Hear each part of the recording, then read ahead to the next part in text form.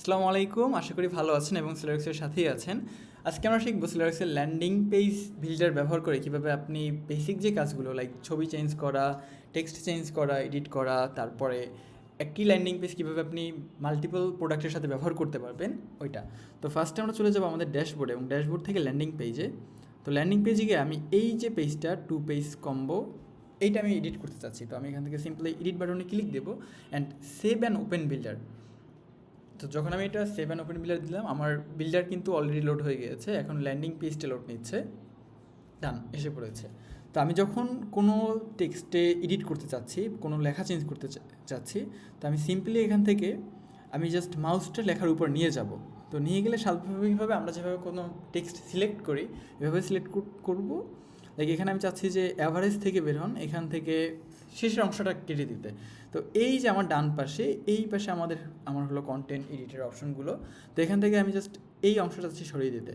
তো আমি যখন সিলেক্ট করলাম, জাস্ট আমরা কীভাবে কিবোর্ডে যেভাবে এডিট করি সেম ওইভাবেই আমি এখানে ব্যাক পেজ ক্লিক দিয়ে সরিয়ে দিলাম। এখন আমি চাচ্ছি যে এই অ্যাভারেজ লেখাটা চেঞ্জ করে দিতে। নিচে রেড কালার আছে, আমি চাচ্ছি এটাকে রেড কালার দিতে। তো এই যে কালার অপশনটাতে আমি ক্লিক দিব এবং এখান থেকে আমি এই তো কালারটা কিন্তু চেঞ্জ হয়ে গিয়েছে। তারপর আমি চাচ্ছি যে না, এই যে আনকমন ট্রাই করুন, তো এটাকে আমি চাচ্ছি চেঞ্জ করতে। তো আমি এখান থেকে সিলেক্ট করলাম এবং এই যে ইটালিক করে দিতে চাচ্ছি, এটা কিন্তু ইটালিক হয়ে গিয়েছে। তো এভাবে আপনি যে কোনো জায়গার লেখাই আপনি এভাবে চেঞ্জ করতে পারবেন। যখন এইটা আমি চাচ্ছেন যে স্লিপলেসটি সরিয়ে দিতে, তো এই যে আমার যখন এইখান থেকে আমি স্লিপলেস লেখাটা কেটে দিলাম, এখানে কিন্তু আপডেট হয়ে গিয়েছে। ঠিক এভাবে আপনি প্রতিটা অংশ আপনি এডিট করতে পারবেন যেটা যা চাচ্ছেন। ইভেন এখানে আপনার যে টেক্সট ফিল্ডটা আপনি চাচ্ছেন যে একটু আগে পরে নিতে বা নতুন করে একটা অ্যাড করতে, তো অ্যাড করার জন্য যে লিস্ট আইটেমের এইখানে কিন্তু আপনি অ্যাড অপশনটা পেয়ে যাচ্ছেন। অ্যাড দিলে নিচে আর একটা নিউ আইটেম অ্যাড হয়ে যাচ্ছে। আবার যদি চান যে অ্যালাইনমেন্টটা ঠিক করতে, ওটার জন্য আপনাকে জাস্ট এইখানে ক্লিক দিয়ে ধরে রাখে উপরে আগে পরে নিলে এটা কিন্তু ওইভাবে সেভ হয়ে যাবে। তো এই ছিল টেক্সটের যে খুঁটিনাটি। এখন আমি দেখাবো কীভাবে ইমেজ চেঞ্জ করবেন। তো ইমেজ চেঞ্জ করার জন্য আমার যে ইমেজটা আমি চেঞ্জ করতে যাচ্ছি, আমি মাউসটা এখানে নিয়ে যাবো অ্যান্ড ক্লিক দেওয়ার সাথে সাথে আমার ইমেজের সোর্সগুলো কিন্তু এখানে এসে পড়েছে। তো এখানে 6টা ইমেজ আছে, তো এখানে 6টা সোর্স দেখাচ্ছে। তো আমি যখন চাচ্ছি যে এই ছবিটা চেঞ্জ করতে, তো যখন আমি ছবি চেঞ্জ করার জন্য আমার সিম্পলি করতে হবে কি, আমি চাইলে অন্য কোথাও থেকে লিঙ্ক কিনে দিতে পারি। তো রেকমেন্ড থাকবে যে লোকাল ড্রাইভের ছবিটা আপলোড করা যায়, এতে করে আপনার ল্যান্ডিং পেজের স্পিডটা অনেক ফাস্ট হবে। তো আমি যখন আপলোডে দিচ্ছি, এখান থেকে আমি ফাইন্ডার থেকে সরাসরি ছবি এখানে ড্র্যাগ অ্যান্ড ড্রপ করলে আপলোড হয়ে যাবে। আমি এখন সিলেক্ট করতেছি ছবি, তো ক্লিক দিলাম এবং চাচ্ছি যে এই ছবিটা আপডেট করতে। তো ওপেন দিব এবং এখানে আপলোড দেওয়ার সাথে সাথে এটা কিন্তু আপলোডিং হয়ে গিয়েছে, আপলোড হয়ে গিয়েছে। তো এই যে এটা একদম শুরুর ছবিটা আমি আপলোড করেছি, সেই জন্য ঘুরে এসে শুরুটা যখন দেখাবে তখন, আচ্ছা আমি নিচে আরও একটা ইমেজ চেঞ্জ করি।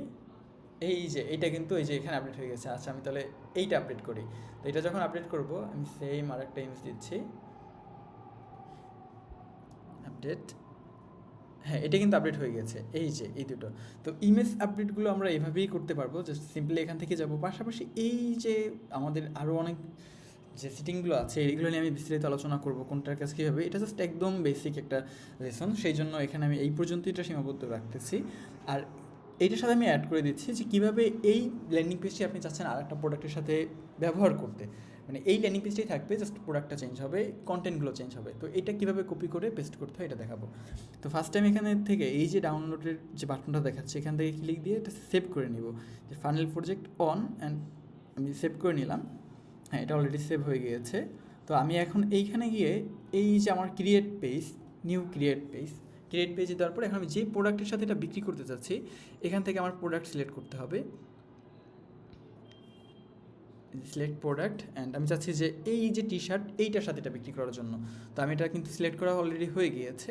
তো তারপরে এইখানে আমি একটা নাম দিলাম টেস্ট 2 এবং ক্রিয়েট অ্যান্ড ওপেন বিল্ডারে ক্লিক দিলাম। এখান থেকে এই যে আপলোড যে বাটনটা, এইটা আমি যাব এবং যেটা আমি মাত্র কপি করেছি এইটা সিলেক্ট করে এটা এখানে ওপেন দিব।